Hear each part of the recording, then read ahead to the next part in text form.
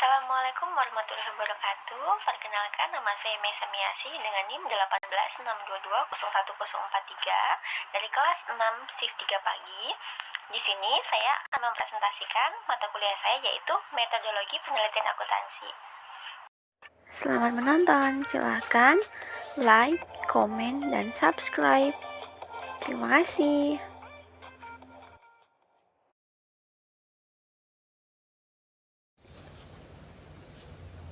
Nah, kali ini saya akan menjelaskan tentang desain penelitian.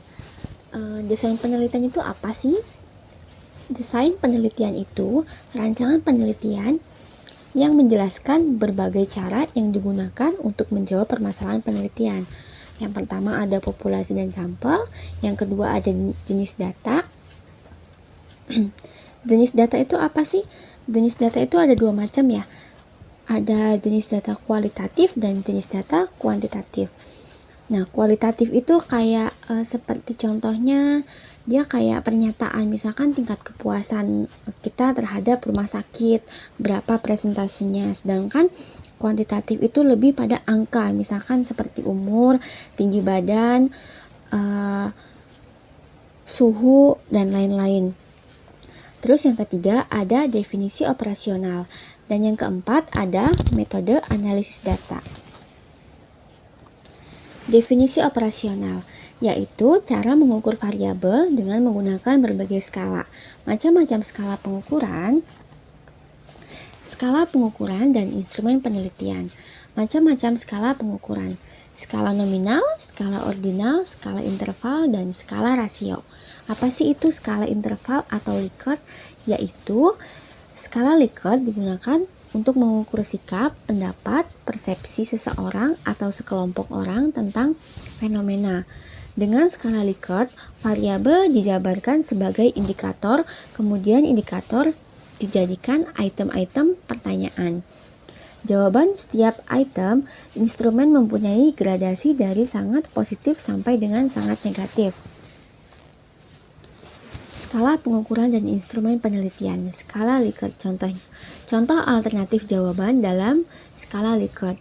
Bisa jadi sangat setuju, setuju, ragu-ragu, tidak setuju, sangat tidak setuju, atau bahkan sangat positif, positif, negatif, dan sangat negatif.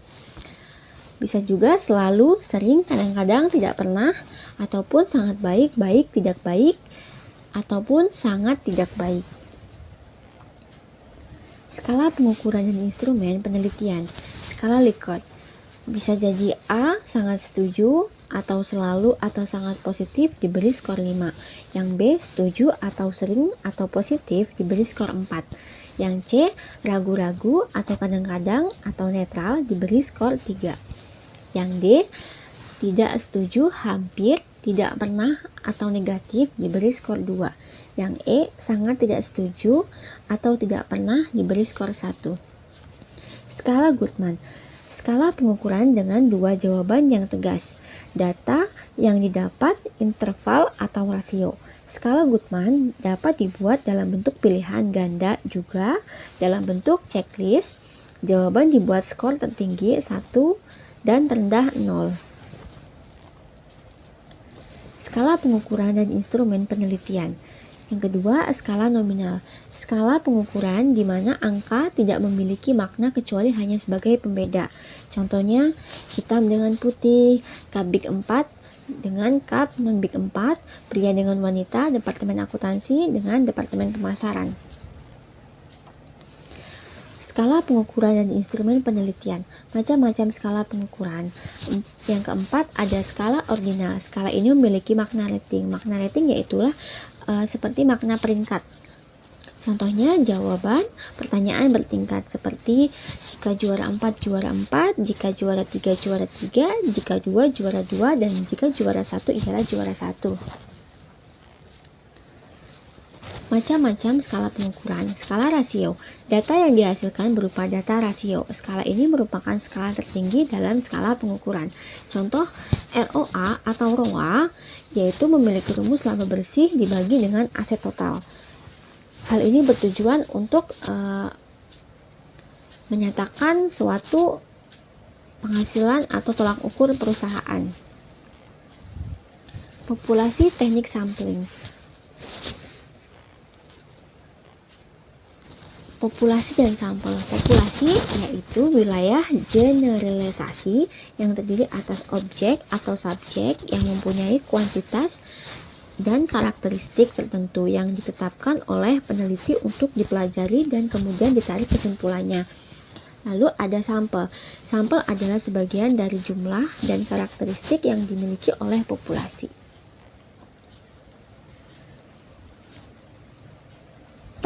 Teknik sampling. Teknik sampling adalah teknik pengambilan sampel. Secara skematis, teknik sampling seperti gambar berikut.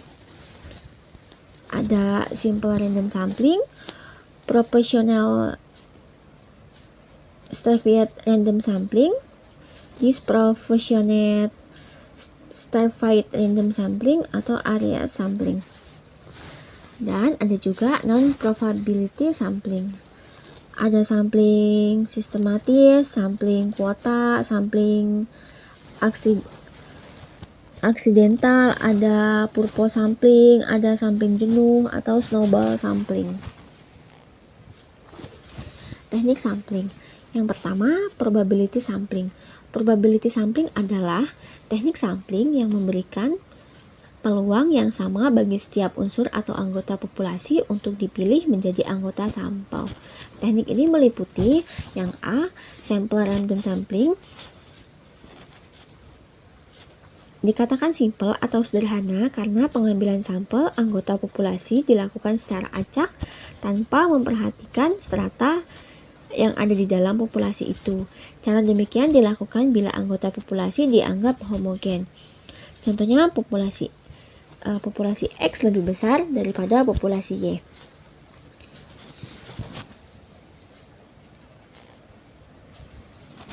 Teknik sampling atau probability sampling. Yang kedua, proportionate stratified random sampling. Teknik ini digunakan bila populasi mempunyai anggota atau unsur yang tidak homogen dan berstrata secara proporsional. Suatu organisasi yang mempunyai pegawai dari latar belakang pendidikan, maka populasi pegawai itu berstrata. Contohnya, S2 ada 50 orang, S1 ada 100 orang, SMK ada 500 orang, SMP ada 100 orang, SD ada 50 orang. Lalu sampelnya ialah S1 ada 14, SMA ada 85, SMK 139, SMP 28, SD 12. Yang C atau yang ketiga ada disproportionate stratified random sampling. Teknik ini digunakan untuk menentukan jumlah sampel bila populasi atau strata tetapi kurang proporsional. Misalnya, pegawai dari PT tertentu mempunyai lulusan S3-nya sebanyak 3 orang, S2-nya sebanyak 4 orang, S1-nya sebanyak 90 orang, SMU 800 orang, SMP 700 orang, maka 3 orang lulusan S3 dan 4 orang S2 itu diambil sampelnya, semuanya sebagai sampel karena 2 kelompok terlalu kecil bila dibandingkan dengan kelompok S1, SMU, dan SMP. Dan yang ketiga ada cluster sampling atau area sampling. Teknik sampling untuk menentukan sampel bila objek yang akan diteliti atau sumber data sangat luas atau sangat banyak. Misal penduduk dari suatu negara, provinsi atau kabupaten, atau kecamatan ataupun desa. Untuk menentukan penduduk mana yang akan dijadikan sumber data pengambilan sampel berdasarkan daerah populasi yang akan ditetapkan. Contohnya ada suatu daerah atau diberi tanda A, B, C, D, H, I, J, K, L, M,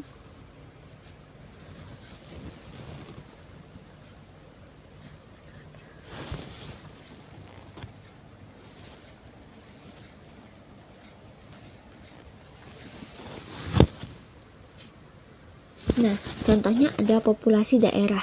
Seperti contoh di bawah ini ada populasi daerah A, B, C, D, E, dan seterusnya diambil dengan random. Tahap 1 ialah diseleksi dulu dari A, B, C, D mana yang akan terpilih.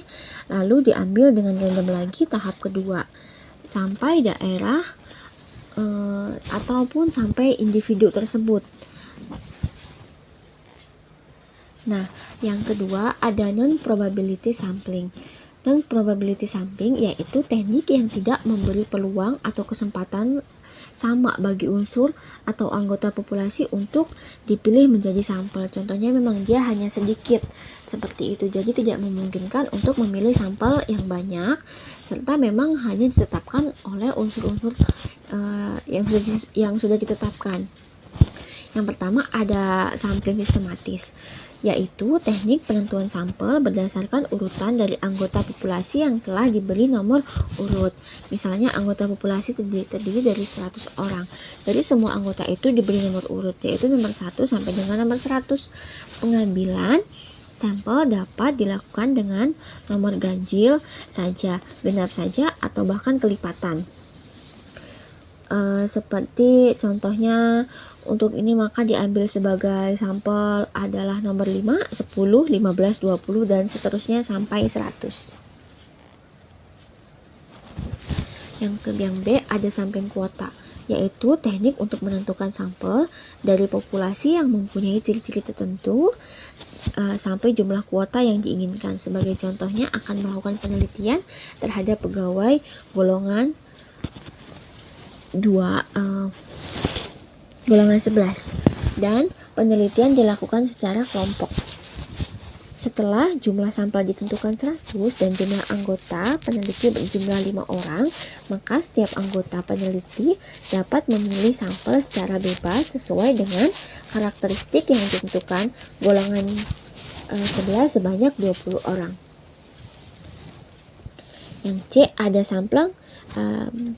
sampling aksidental, yaitu teknik penentuan sampel berdasarkan kebetulan atau secara tidak sengaja. Bertemu dengan peneliti dapat digunakan sebagai sampel bila dipandang orang yang kebetulan ditemui itu cocok dengan sumber data yang sudah dipilih atau sudah ditentukan.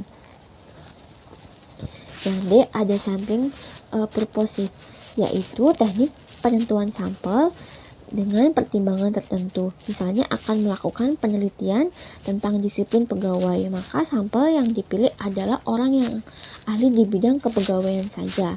Jadi tidak semua orang bisa ikut, atau sampling ini sudah ditentukan sesuai bidangnya. Yang E ada sampling jenuh. Sampling jenuh adalah teknik penentuan sampling atau sampel bila semua anggota populasi digunakan sebagai sampel. Hal ini sering dilakukan bila jumlah populasi relatif kecil, kurang dari 30 orang. Istilah lain sampel jenuh adalah sensus, di mana semua anggota populasi dijadikan sampel. Yang F ada snowball sampling, yaitu adalah teknik penentuan sampel yang mula-mula jumlahnya kecil, kemudian dia menjadi banyak untuk memilih teman-temannya untuk dijadikan sampel, begitu seterusnya, sehingga jumlah sampel semakin banyak. Ibaratkan bola salju yang menggelinding, maka makin lama semakin besar. Pada penelitian kualitatif banyak menggunakan sampel purposive dan snowball. Contohnya seperti akar pohon yang semulanya akarnya kecil, lama-lama dia menjadi banyak atau berakar. Misalkan dari dia A sampai B, C, D atau seterusnya, bahkan sampai Z, seperti itu. Jadi dia semakin hari akan semakin membesar. Saya kira sampai di sini presentasi saya. Apabila ada kesalahan mohon dimaafkan, karena kesempurnaan hanya milik Allah Subhanahu wa Ta'ala semata. Terima kasih sudah menonton video saya, semoga bermanfaat. Saya akhiri, wassalamualaikum warahmatullahi wabarakatuh.